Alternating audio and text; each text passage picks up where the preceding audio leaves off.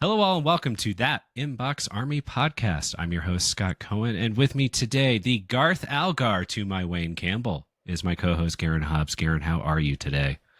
Party on, Scott. Party on, Garen. Today, we're tackling a really crucial subject, accessibility. Why is accessibility such an important topic? Well, according to the CDC, about 20 million Americans have some degree of visual impairment, as three of us are on the call with glasses on.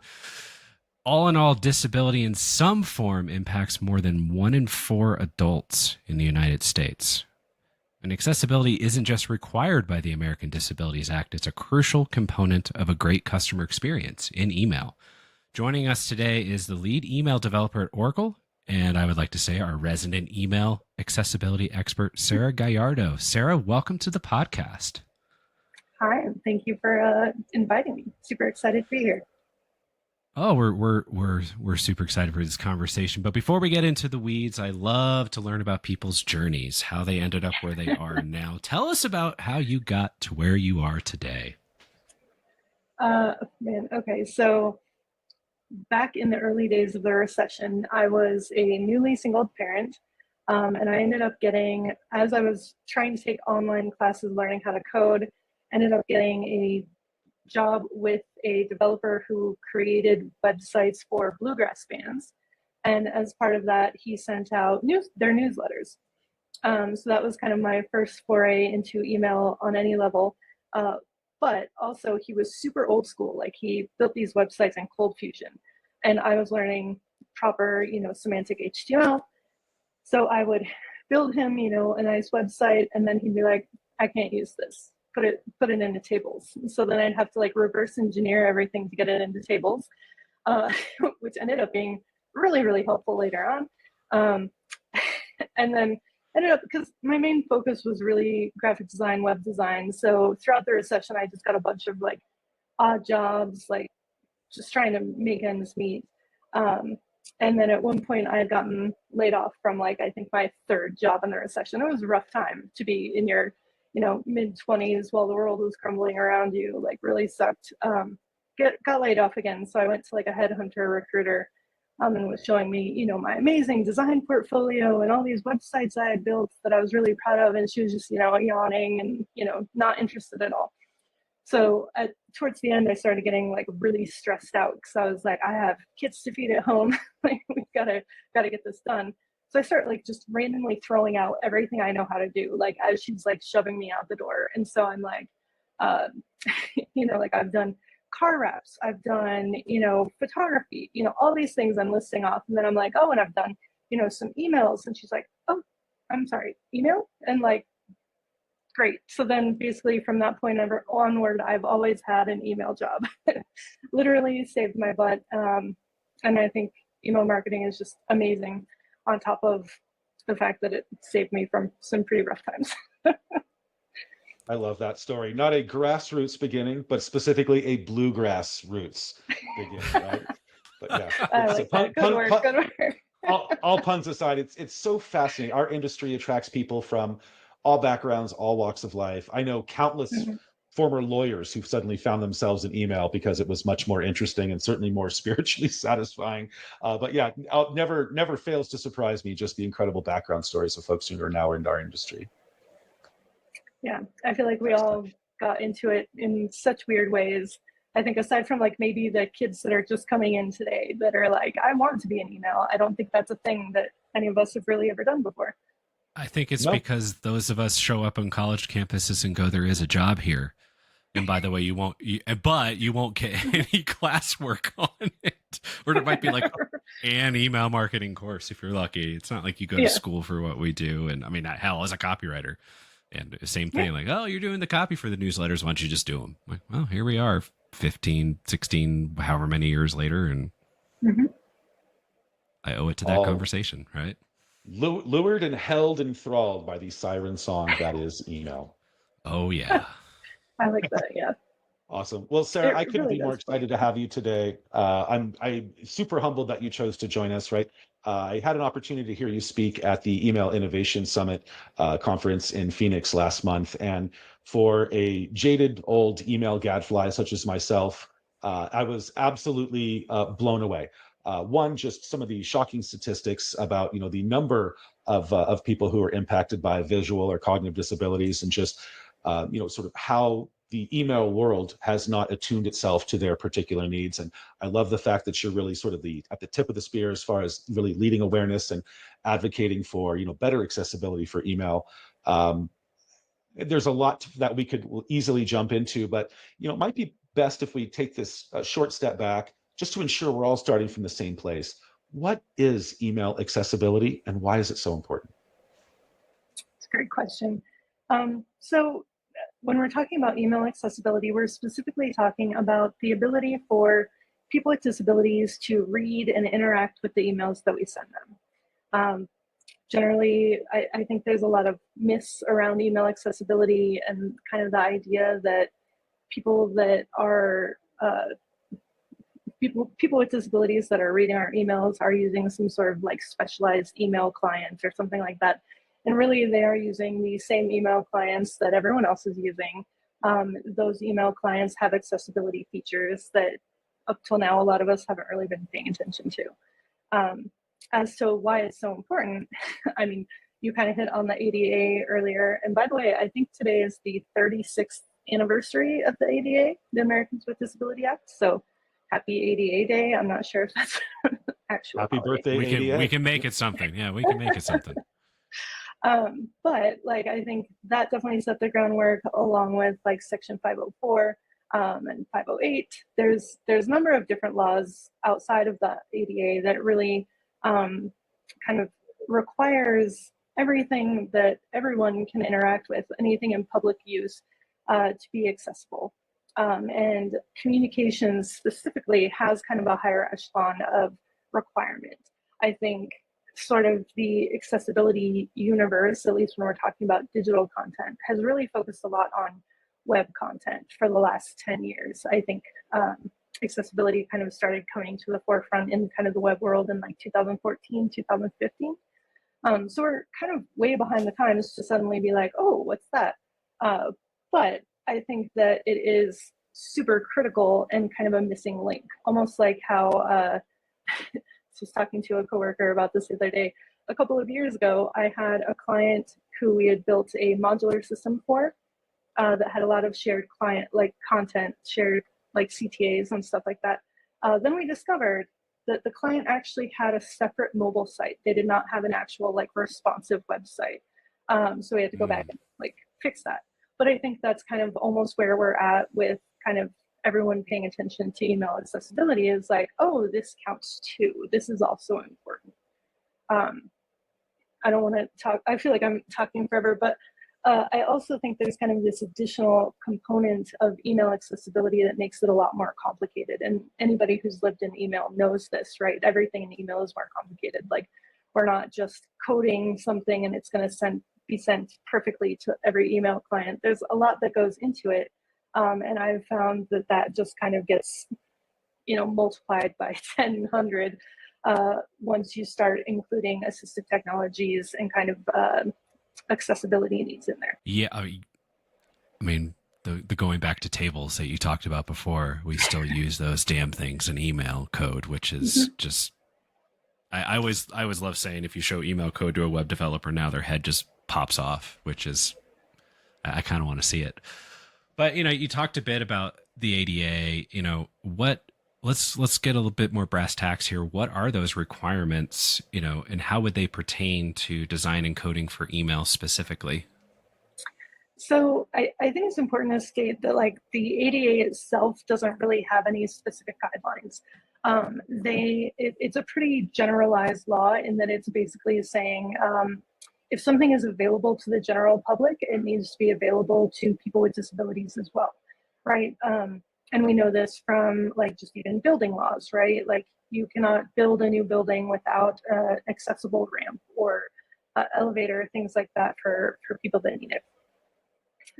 So email fits in kind of that same broader category, just like websites do. There have been, I think it was the Domino's website, and forgive me because I don't remember exactly, that actually did have a note about email in it, like that email was included in kind of the master list of things that were wrong. in the Domino's lawsuit. We're also seeing more laws being added internationally. Like I think Europe just came in with an accessibility law that also included communications specifically. But as far as like the ADA specifically, there's not like a, I don't think there's a specific, like, there's nothing in there that says use alt text or, use live text or, anything like that. That is kind of, and same with like building requirements too, right? The ADA doesn't list out the exact degree of which a ramp should be built. It just says that it needs to be accessible. And then then those like specific industries have their own kind of guidelines and codifications that do say, the ramp needs to be at such and such degrees. And that's where the WCAG comes in and kind of helps fill the gap. So would you say it's like, I mean, as you said, it's 36 years old, right? So how would they know what alt text is 36 years ago to that? But so it doesn't. Yeah. Well, there's certainly to the extent that we know about it now. Yes. Yeah, like I think there's there's kind of a consistent kind of degree of kind of continually kind of adding and supporting, like the Department of what's it called? I know it's not the Department of Disability. I was looking at their website earlier. But they have, like, they'll write notes, like kind of addendums kind of things where they will kind of list out, like, hey, here's some things that we're seeing that I think is helpful, but like it's never going to be on the technical side. It's really kind of more broad. And then the WCAG is more refined, focused on digital content, but also still kind of broad to support lots of different technologies. And so then we get into this little corner of email where it's like, we have all of these things that we're considering and working on, but then there's also a lot of nuance on exactly how all of that works. Does that make sense? I feel like I just rambled. No, I mean, you mentioned the Domino's piece, right? Garen, do you have a separate question follow up to that? No, I was just going to say, the fact that there aren't these, necessarily standardized guidelines, I think just kind of reflects upon the state of our industry as a whole, right? There, to Sarah's earlier point, I mean, there are no standard sort of guidelines or, anything like that that allow email to work consistently from one email browser to another, from one operating system to another, from one design type to another. So no surprise, we should be left to sort of determine our own path to, in this case, accessibility compliance. But I think that probably be the thing that would be most helpful for most organizations is giving them the footsteps to follow in. And that's really one of the things I loved about your presentation, Sarah, is, you weren't shy about being very prescriptive. It wasn't necessarily just about, hey, here's the status of the law and here's why it's important to comply. It's, hey, here are some practical steps to get yourself into compliance, and that will form sort of a continuing framework for your compliance with email accessibility. Mm-hmm. Well, let's dive into compliance. Sometimes it's the classic carrot versus the stick model, right? Some people need the stick. You mentioned the Domino's suit. Like, what are the risks or consequences of non-compliance? Yeah, so I mean, I think there's three main things that I feel like companies really need to think about. Obviously, the legal one is a big one, and in my opinion, kind of the most substantial. Chad was actually joking with me, it was probably a couple of months ago, but he was like, you always lead with the stick. You should try leading with the carrot. And I was like, but the stick is what matters. Like, I don't like, and I think this, I don't remember if I've talked about this, but I have a blog where I talk about email accessibility a lot. And one of the things that I kind of talked about in one of my posts was about the models of disability.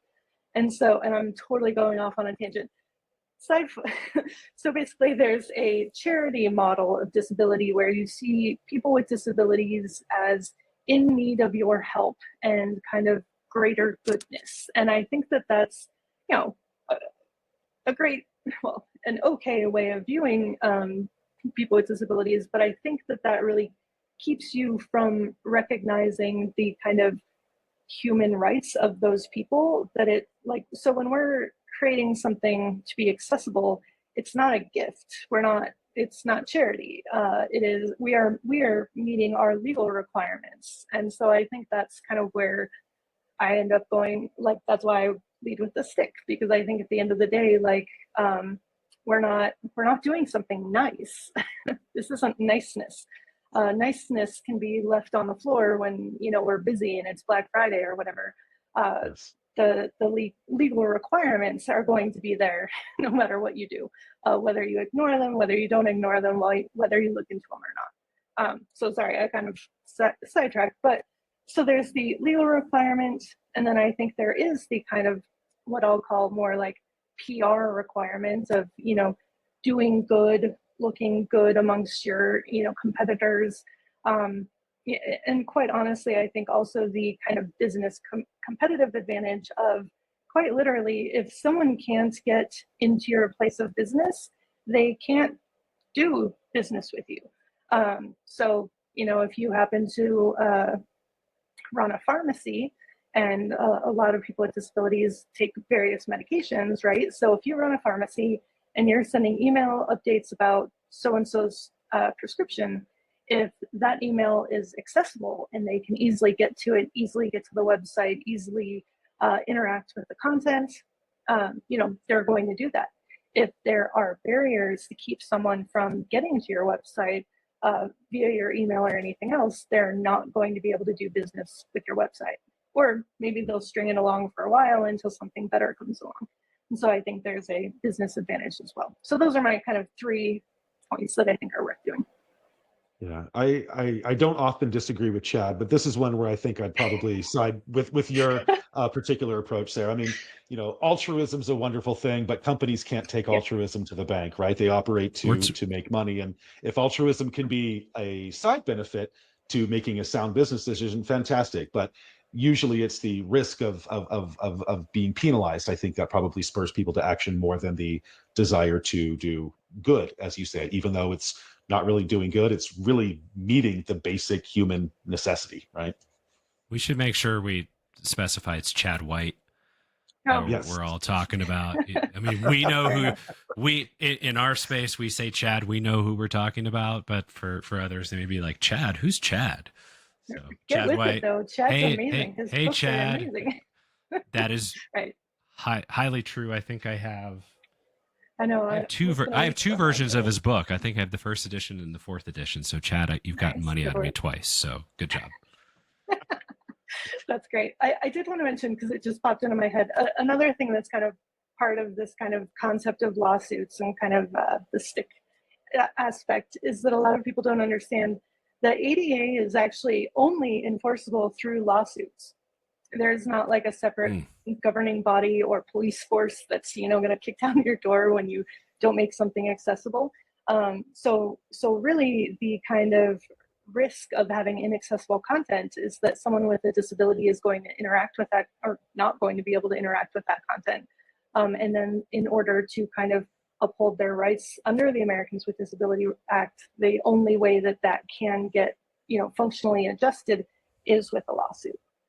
So I think that's really important to kind of understand too, because I think there's this almost like weird little grouchy segment of humanity that thinks that people with disabilities are just like out to sue you, you know, like they're just like, yeah, you know, when it, generally speaking, like even in the, if I remember correctly, the Domino's lawsuit specifically, like the person had reached out to Domino's a number of times and said, hey, I can't do this. I can't get to this, you know, I can't order a pizza from your website. And they ignored them or told them that they could just make a phone call, which is not equitable. So yeah, so there's a lot to it. I'm glad you mentioned that. To me, that was probably the most shocking thing that I learned from your presentation. It's difficult to imagine. I'm challenging myself to think of any other aspect of American law where it's up to the private individual to you know, sort of guarantee enforcement or to bring about enforcement. There's some, you know, there's no agency that's sort of advocating for these folks out there.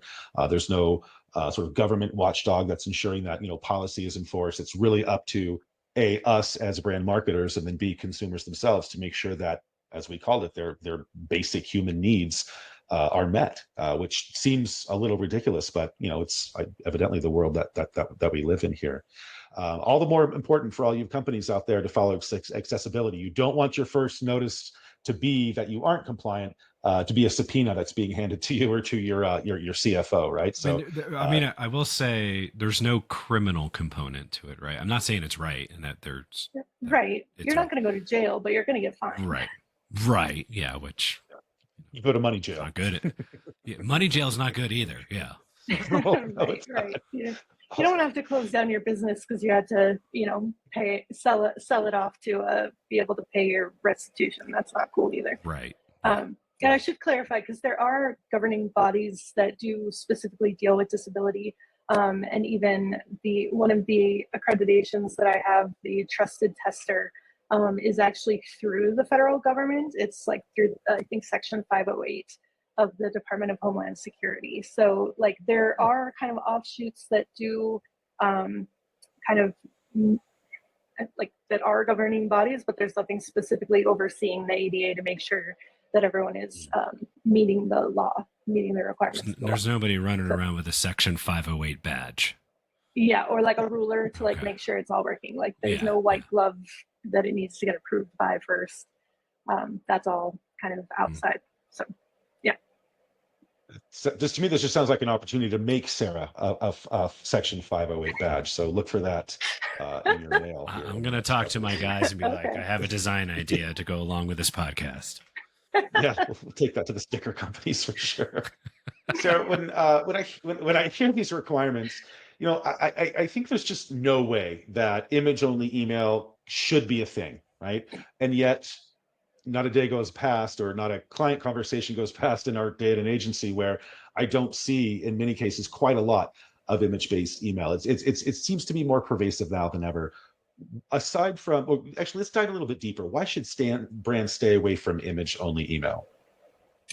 I mean, there's so many reasons outside of accessibility, even, the ability to personalize things, the ability to make changes quickly. Those are all great reasons. But for accessibility specifically, I think one of this kind of falls into a bit of the bigger email accessibility myths that I hear people say. And that is kind of because when I have this conversation with people, they're like, oh, but if there's alt text, then it really doesn't matter. Like alt text is fine. And that is, so the myth there is this idea that the only people that count in accessibility are screen reader users. And realistically, people with significant vision disabilities are about 4.6% of the total population. So that's not a lot of people, not that they don't count, but that there's a lot more that we're building when we're creating accessible content that is not alt text, that is not screen reader focused. So specifically when we're talking about image-based emails, we're losing the ability to zoom into the content. So a lot of people with low vision and some reading disabilities will zoom into that content so that they can read it more clearly. And a lot of times, again, people with dyslexia and some other reading disabilities might choose to kind of use some color inverts or something similar to dark mode, some kind of third-party plugins that will change the colors. Again, that's not going to work when you have an image-based email. And then also the kind of third answer would be really just that text can't be crisp and is going to be harder to read for any number of different people. And color contrast being another good one. You're not going to be able to give people the additional contrast that they need. So live text just in general meets all of those criteria and generally is a much better situation. Another one I'll say, even if you are doing alt text, you have to be really careful because a lot of screen readers will actually cap alt text readouts at about 120 characters. So I think that's another important one to kind of be aware of. So, I mean, unless you're going to slice this email to death, you're probably just better off having live text. It's just going to get unnecessarily complicated.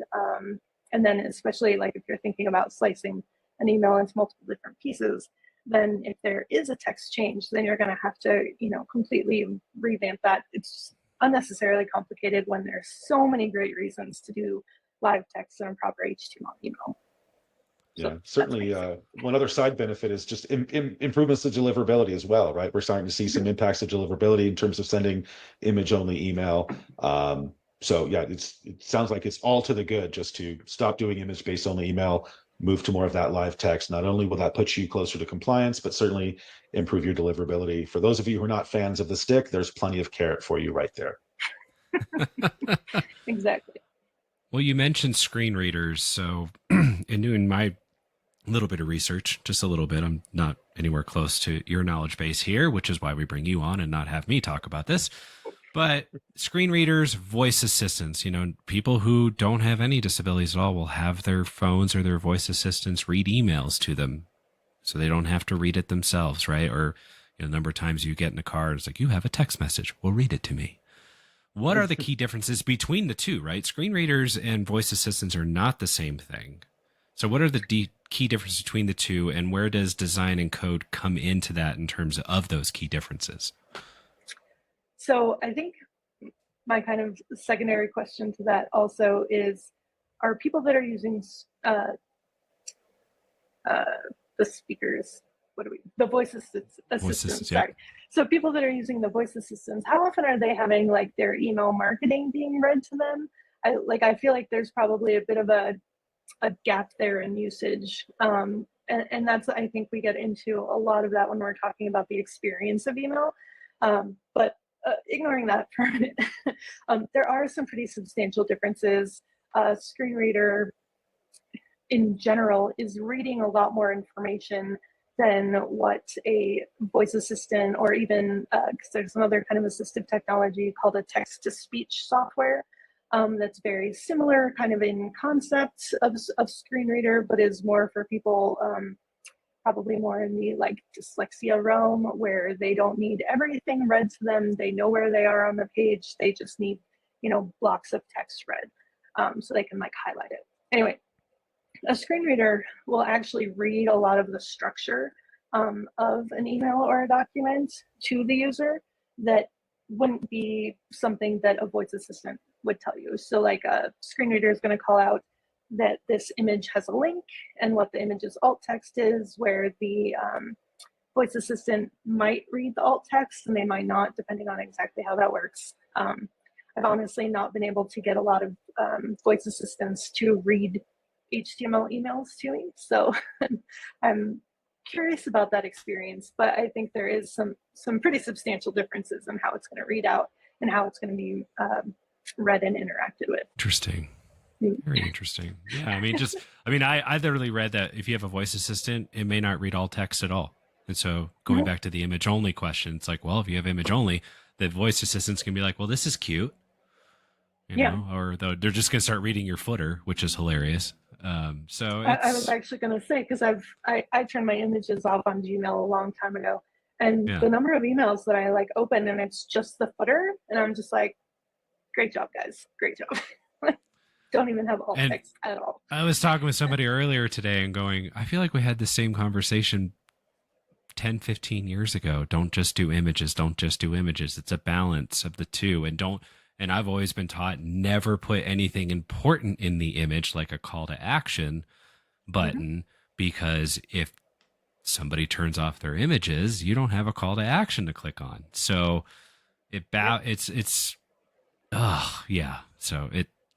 that's it. I just, same shit, different day sometimes, right? So I feel like working in the email.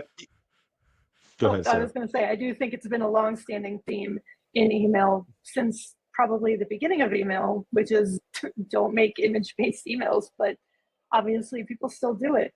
I think there are benefits to it for the people that are doing it. Obviously they wouldn't keep doing it, but I don't agree with them. So yeah, I feel like just part of the price you pay in working in email is having those conversations every 10 years or continually throughout 10 years and just sort of rewalking this continuously trodden ground. But hey, it's one of the reasons I love it, right? Sarah, it's easy for a lot of customers to kind of feel like, hey, I'm doing live text and I have my dark mode version, right? Compliance met. You come from the accessibility of the developer side, and certainly, we know that's not the limit of compliance with regard to accessibility. What are some of your go-to tricks or tips for ensuring accessibility, and how do you approach your discussions with designers to come at design from an accessibility standpoint? Yeah. um, I think when I first started talking to designers about accessibility, I felt like the wet blanket of the party, like just, no, you can't do that. No, you can't do that.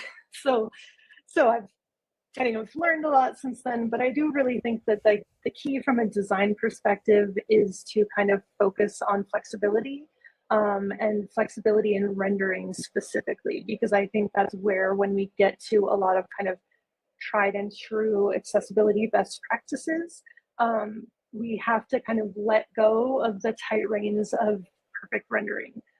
So as far as you can get from pixel perfect is really kind of what the goal is, because we don't want it to look exactly the same on every single email client. We actually want it to look the way that the user, or the best way that the user settings will allow.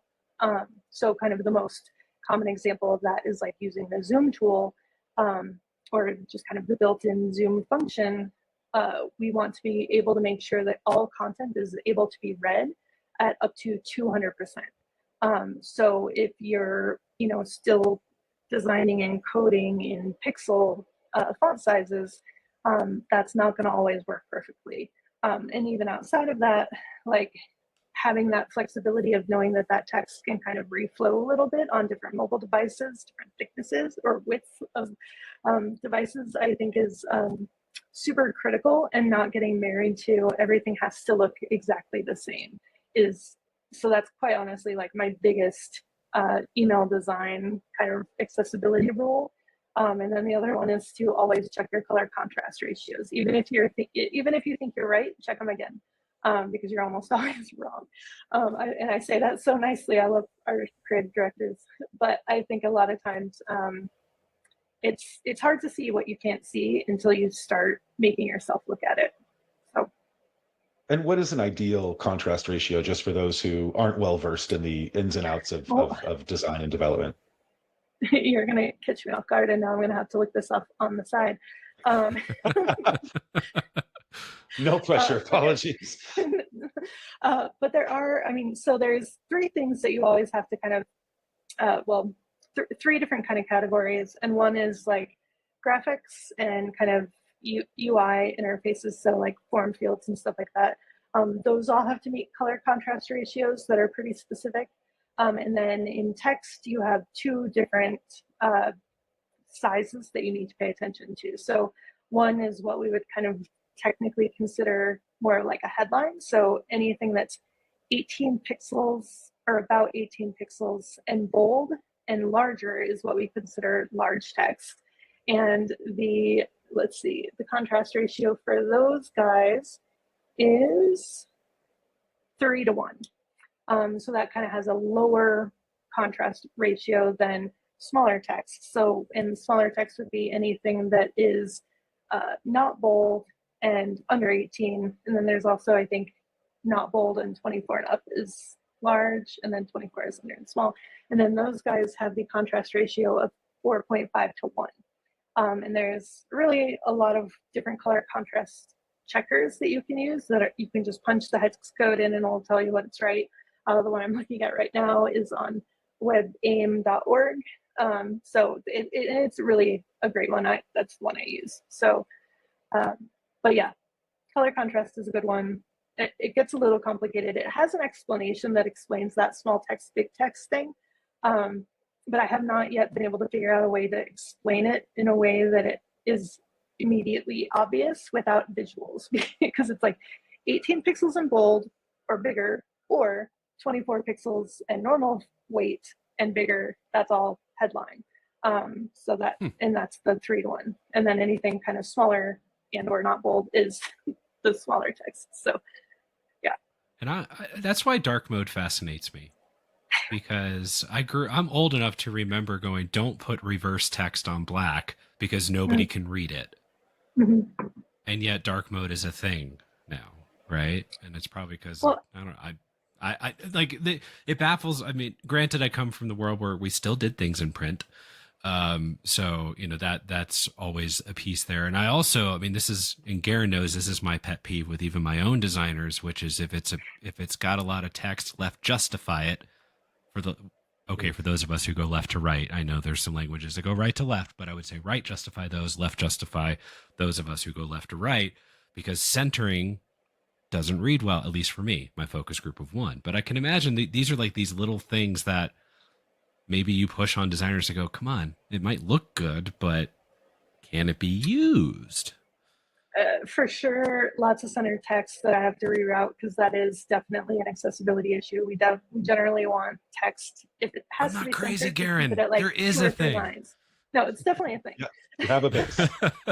Um, uh, and what was the other one you said? Just dark mode Oh, in general, just the whole reverse on white yeah. text on dark background. I've been, grew up in my early career going, you don't do that. People can't read that. It's funny because I think I've actually heard the opposite, that for people with dyslexia and a couple of other reading disorders, having I've the heard text that too. inverted is actually easier for them to read. But I think there is just so much personal experience in those kind of stories that I think if you polled 100 people, you'd get 100 different answers. And so I think that's why, kind of going back to my kind of broader concept of flexibility, letting the user make that choice. Like, have your design, of course, make sure you're meeting color contrast ratios.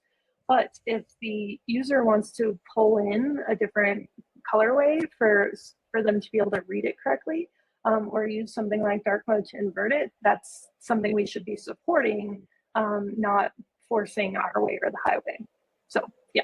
This is one of the reasons I love our industry. There are so many corners and niches of just all of this arcane knowledge and expertise. It's like infinitely extensible. Yeah. It's fascinating, and just I'm a person who's naturally curious, and so any opportunity to learn is something that I like to chase. And that's one thing I think that's just kept me enthralled throughout my career, is just every day there's something new to learn, whether it is something new or whether it's the evolution of things you've been doing. So just amazing amount of detail, Sarah. It's really helpful.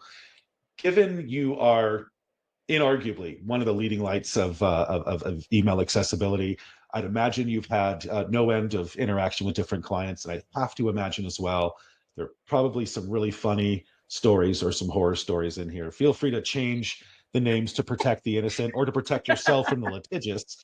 But I would love if you wouldn't share either, maybe one of your funniest experiences or one of your just most shocking horror stories. Oh, man.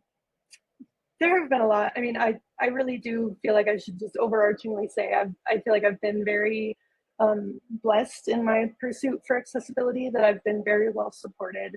I just, at where I work and with the clients that I work for, I'll also say, as someone who does kind of exclusively work on accessibility, I get like, those are the people who are talking to me, people that are already interested in accessibility. So I don't usually get too many of the dogged, like, that's dumb, I'm not going to do that.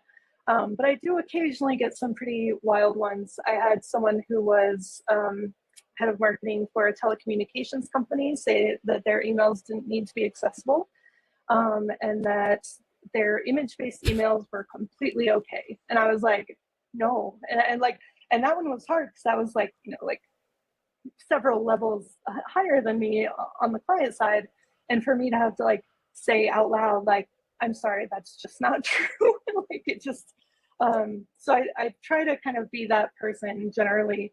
Like I said, I'm the wet blanket of a lot of conversations when we're in meetings. But so that one was great. I think I've also had I think this was a couple jobs ago, I had a creative director who I pointed out that one of the brand colors was not accessible. It didn't meet color contrast requirements in the way that they had designed it. And I called it out.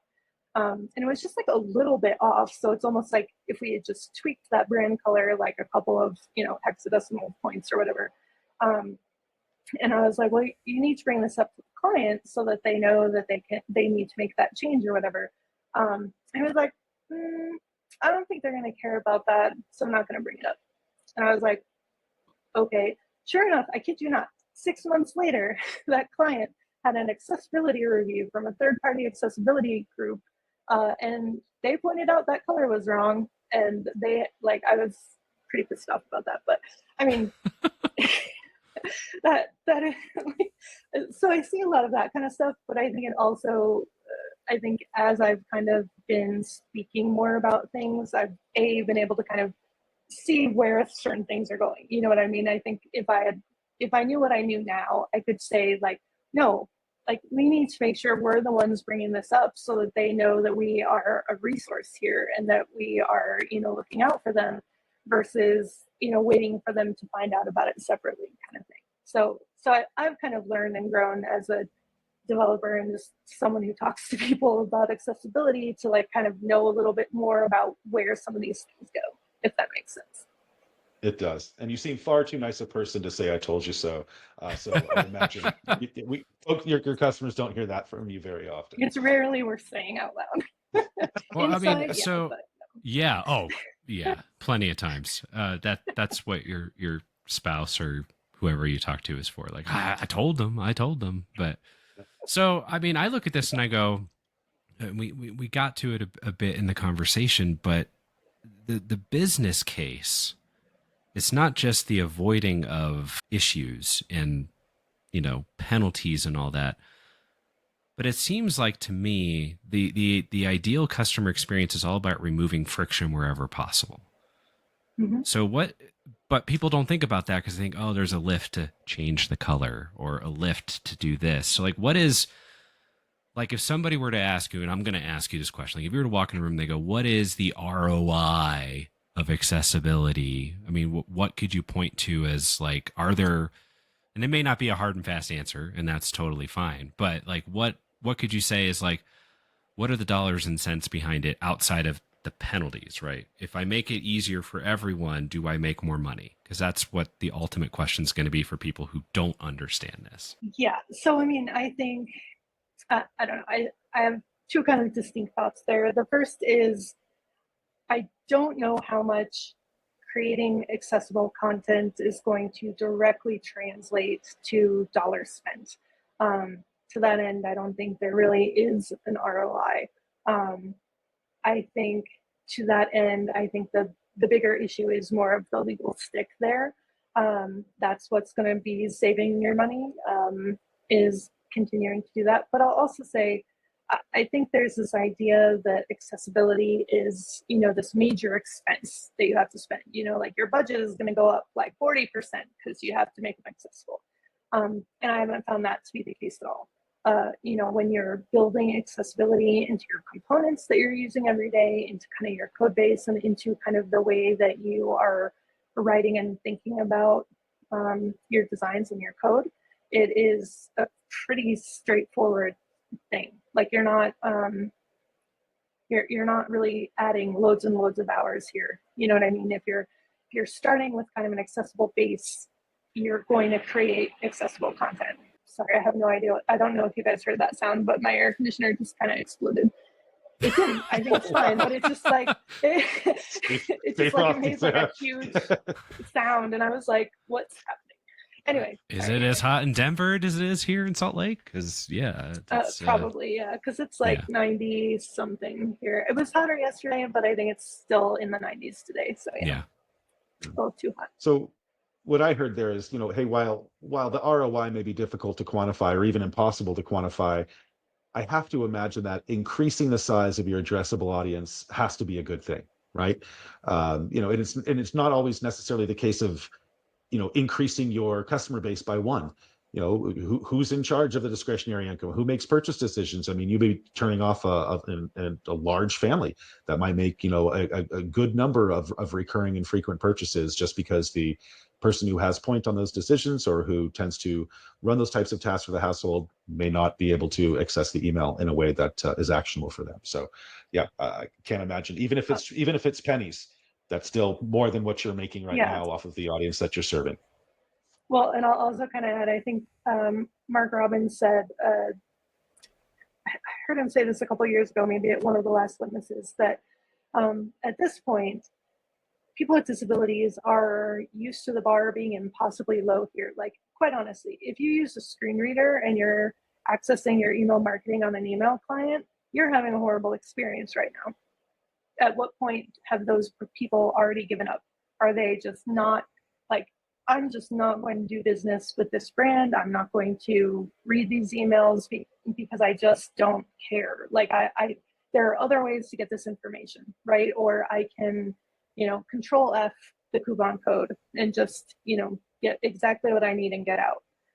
So I think on that level, we kind of have to rebuild that trust with that community, so that they have a place to be able to even go to get their email marketing from, that is going to be useful to them. So I think there's kind of a weird, almost like, I think, self-fulfilling prophecy after so long of everyone saying like people with disabilities don't read my emails. Well, yeah, they probably don't now. Like, honestly. So there's kind of a lot of kind of building into that at the same time. But yeah, I do agree with you. I think you're totally right. And I think I would add, I mean, obviously it's a requirement for everybody, but if you're in an industry or a vertical where odds are you're dealing with a higher percentage of the, like I worked in eye care, we should definitely have accessibility going on for people who are dealing with vision impairment, right? Like, yeah. if that company isn't doing it, then nobody's doing it. Like you got to walk the walk, right? So and that was something that's like, oh, we got to do this, we got to do that. Yeah, well, why is it so important? Like, we're a vision care company, for crying out loud. We should probably be a step ahead or a step or two ahead of everybody else on this front. Just read the room. Just walk the walk. Read the room. Exactly. Well, Sarah, thank you. Yeah. Oh, sorry. I was going to say there are also additional laws like the Telecommunications Act. There's, I think, some travel and hospitality additional laws, and stuff like that, where they have a higher level of scrutiny. Colleges and universities have a 504. There's really a lot of rules that kind of give different industries more requirements for accessibility in general. So, yeah. Not to mention the kind of more obvious, I directly work with people with vision impairments. I know I do. So make that accessible. Exactly. Well, Sarah, thank you so much for coming on. We could go on for another a lot. We could get super nerdy and super geeky, but then some people, their eyes would roll inside their heads. But where can people find out more about you and about Oracle? Sure. So I tend to post a lot of stuff on LinkedIn about email accessibility. I share a lot of my blog posts. I've been on a hiatus from that, but I'm working on some new posts.